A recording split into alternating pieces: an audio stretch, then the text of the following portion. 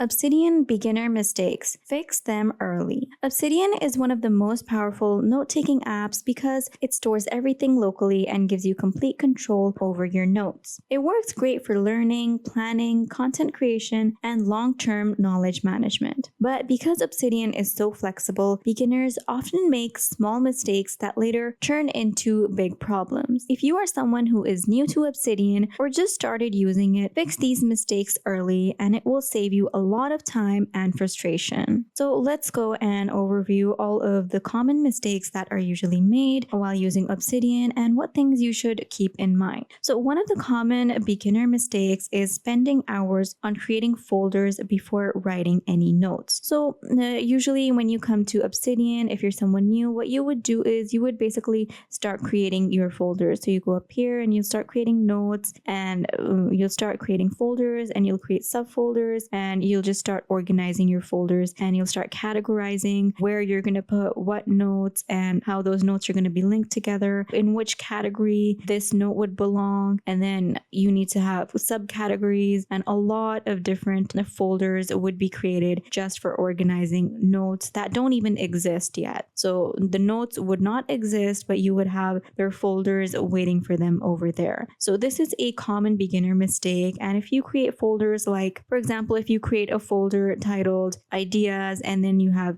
ideas final, ideas old, or you have projects, projects active, projects archive, and you start creating folders with those names, then before you know it, you will be stuck deciding where to save a note instead of actually writing. So you'll be focused more on the folders instead of the notes, where you should actually be focusing. You should be coming to Obsidian, opening up your note, and then just start writing. So the basic focus of Obsidian should be coming into your notes and writing. All you should be doing here is writing and connecting your ideas together and capturing your ideas in text. But what basically happens is that you end up creating the folders here for notes which don't even exist, and creating your notes becomes something secondary. So in order to fix that mistake, what you need to do is you need to start simple. Create just one main folder's note. So you want to create one main folder. You're going to go up here, you're going to create a folder, you're going to name it notes, and that's all you need. Then you're going to have option folders like daily notes or attachments, and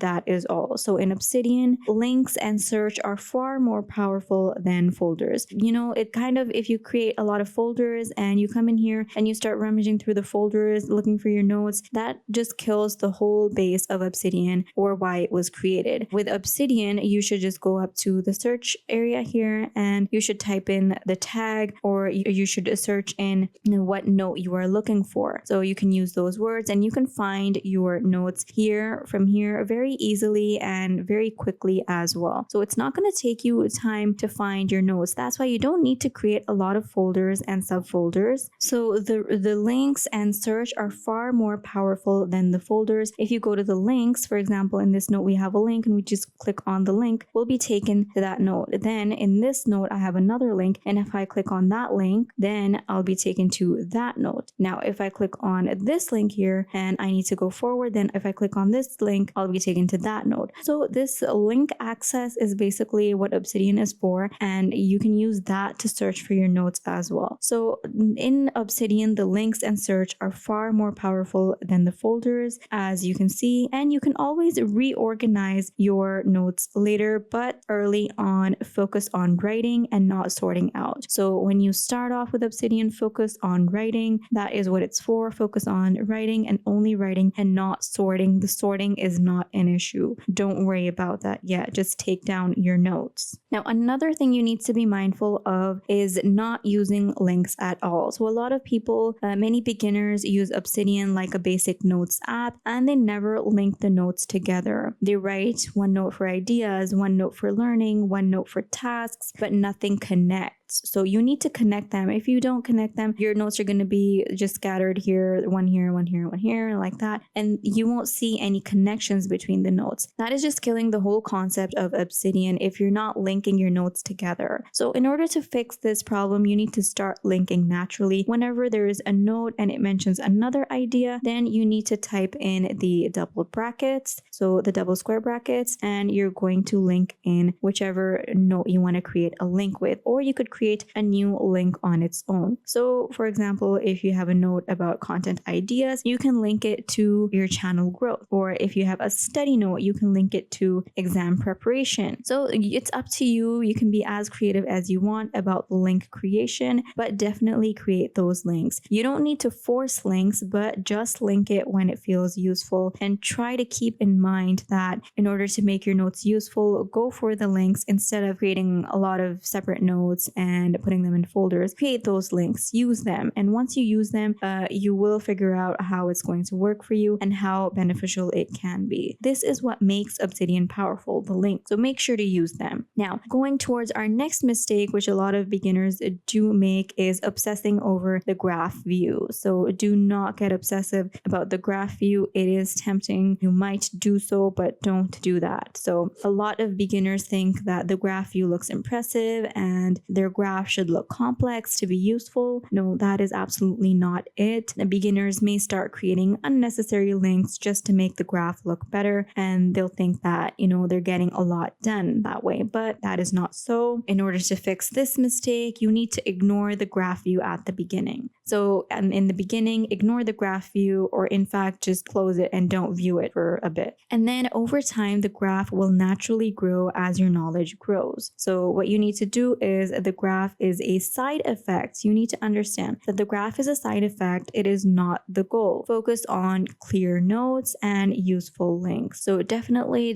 focus on the clear notes. Take clear notes, note them down, and add in useful links. And then your graph is going to flourish naturally. Your graph is going to be better once you focus on the notes and the links, and you don't need to just focus on the graph. Remember, the graph is not the goal. So over time, the graph will naturally grow as your knowledge grows. Now, another mistake, the fourth mistake that a lot of beginners make, is installing too many plugins too early. So Obsidian does have an amazing plugin system. If I go down here, I can show you some of the plugins. So go to community plugins and browse them. And over here, you can see that you have a lot of plugins that Obsidian has to offer, but beginners often install like 15 to 20 plugins on day one, which is not something recommended to do. This could lead to confusion. It would lead to slower workflow, and you see features that you don't actually use. So you don't need to put in features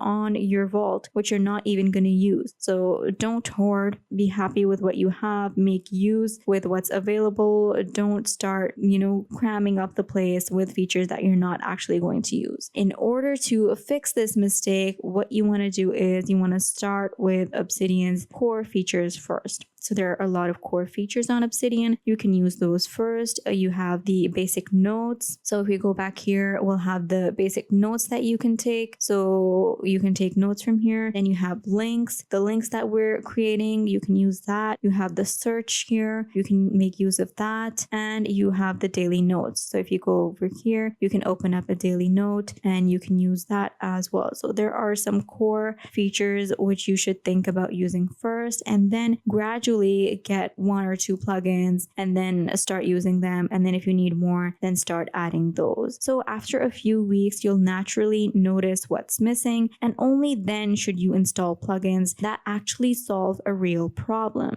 And then let's move towards our mistake number 5, which beginners usually commit, or even if you're not a beginner, you might be doing this, is not using the daily notes properly. So many people enable the daily notes, but they don't know what to write in them. So they either leave them empty or they write random thoughts with no structure. So in order to fix this mistake, what you can do is you can use a daily notes as a temporary workspace and not a permanent storage. So in daily notes, you can go, and this is a daily note which I've opened up. And what you can do is you can go up here and you can jot down any ideas that you might have in mind. So you can just note down any ideas, or you can plan your day. If you want to do that, you can go ahead and plan your day. You can capture any quick thoughts that come to mind. So just quickly note down any thoughts that you have in mind, and later you can move the important information into proper notes and link them. So later you can change change the title up here, and you can put this note, you can drag it, and you can put it in any folder if you want. You can put it in your notes folder, and you can organize this later and make it a proper note. And then you can even link it and then view it on your graph view. So you can make links to this later as well. But don't worry about that now. Think of daily notes as a scratch pad and definitely make use of it. So you don't need any complex formatting. Just breaking the notes into sections makes a massive difference. So remember that these are some mistakes that beginners and others commit, and